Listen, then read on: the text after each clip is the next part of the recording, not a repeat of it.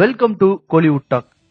குஜராத்தின் பாவ் நகரிலிருந்து 30 கிலோமீட்டர் தொலைவில் உள்ள கடற்கரையின் பெயர் கோலியாக்.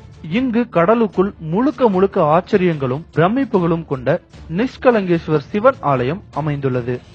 இந்த ஆலயம் கடற்கரையிலிருந்து சுமார் 1 கிலோமீட்டர் தொலைவில் கடலுக்குள் அமைந்துள்ளது. இந்த ஆலயத்தில் ஒரு கொடிமரமும் ஒரு சூலம் கொண்ட தூணும் அமைந்துள்ளது. இவை சுமார் 20 முதல் 30 அடி உயரம் கொண்டிருக்கிறது. இதுவரை வீசிய புயல்களினால் இவை கொஞ்சமும் சேதமடையவில்லை. 2001ஆம் ஆண்டு குஜராத்தில் ஏற்பட்ட கடும் நிலநடுக்கத்தின் போதும் இந்த கொடிமரம் அசையாமல் நின்றது இதன் தனி சிறப்பு. பொதுவாக கடலின் மேல் இருக்கும் கோயில்களை காண படகில் செல்வார்கள். ஆனால் இந்த கோயிலை அவ்வாறு காண்பது எளிதல்ல. ஏனென்றால் இது கடலுக்குள் அமைந்துள்ளது. எனவே மக்கள் அனைவரும் கடல் நீர் உள்வாங்கும் வரை கடற்கரையில் காத்திருக்கின்றனர். கடல் நீர் உள்வாங்கியதும் கடலுக்கு குறுக்கே நடந்து சென்று சிவனை வழிபடுகின்றனர். ஆச்சரியமாக உள்ளதா? ஆம், உண்மைதான். இந்த ஆச்சரியமான நிகழ்வு குஜராத்தில் உள்ள கோலியாக் கடற்கரையில் தினம்தோறும் நடக்கிறது. இரவு 10 மணியிலிருந்து பகல் 1 மணி வரை அந்த கோயிலை சுற்றிலும் நீர் சூழப்பட்டிருக்கும்.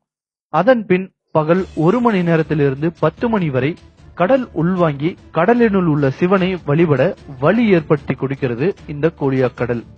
இந்த நேரத்தில் நாம் அங்குள்ள கொடிமரம் மற்றும் சூலம் கொண்ட தூணை கரையிலிருந்து முழுமையாக பார்க்க முடியும். பொதுவாக மக்கள் பகல் 2 மணியிலிருந்து இரவு 8 மணிக்கு இடைப்பட்ட 6 மணி நேரத்தில் சிவனை வணங்கிவிட்டு மீண்டும் கரை நோக்கி திரும்பி விடுகின்றனர். ஏனெனில் இரவு 8 மணியிலிருந்து கடல் நீர் படிப்படியாக உயர்ந்து இரவு 10 மணிக்கு கோவிலை முழுவதுமாக மூடிவிடுகிறது. இந்த கோயிலுக்கு செல்லும் வழி பள்ளமும் சேரும் நிறைந்ததாக 1 கிலோமீட்டர் வரை நீள்கிறது. ஆடையெல்லாம் நனைந்து சேராகி அடிபட்டு கால் தடுமாறி ஒரு வழியாய் சமாளித்துதான் இந்த கோயிலுக்கு செல்ல வேண்டும். ஆயினும் இதை பற்றியெல்லாம் கவலைப்படாத மக்கள் நாள்தோறும் நூற்றுக்கணக்கில் வழிபட வருகிறார்கள். இவ்வளவு ஆபத்து இருந்தாலும் இன்றளவும் ஒரு சின்ன அசம்பாவிதம் கூட இங்கு நடந்ததில்லை. அமாவாசை தினத்தன்று கடலின் அலைகள் சீற்றங்கள் குறைவாக இருக்கும்.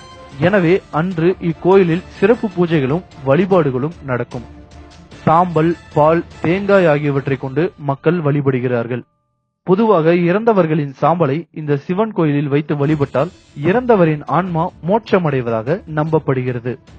கடலின் நடுவே கோவிலாய் அமைந்துள்ள பாறையின் மேல் 5 சிவலிங்கங்கள் தனித்தனியே காட்சியளிக்கின்றன. பாண்டவர்கள் வழிபட்டதின் நினைவாக இந்த ஆலயத்தில் 5 சிவலிங்கங்கள் அமைந்துள்ளதாக கூறப்படுகிறது. இப்பொழுது இந்த கோயிலின் வரலாற்றை பற்றி பார்ப்போம்.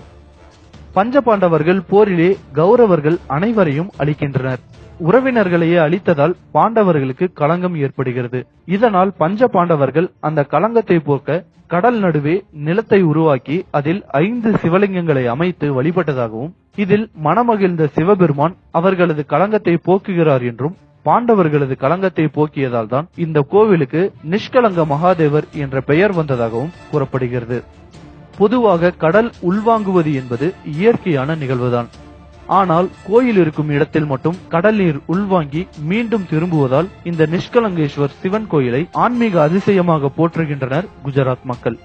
விடுமுறைக்காக வட மாநிலங்களுக்கு ஆன்மீக பயணம் மேற்கொள்பவர்கள் நிச்சயம் தவறவிடக்கூடாத கோயில்களில் ஒன்றாக திகழ்கிறது இந்த நிஷ்கலங்கேஸ்வர் சிவன் கோயில்.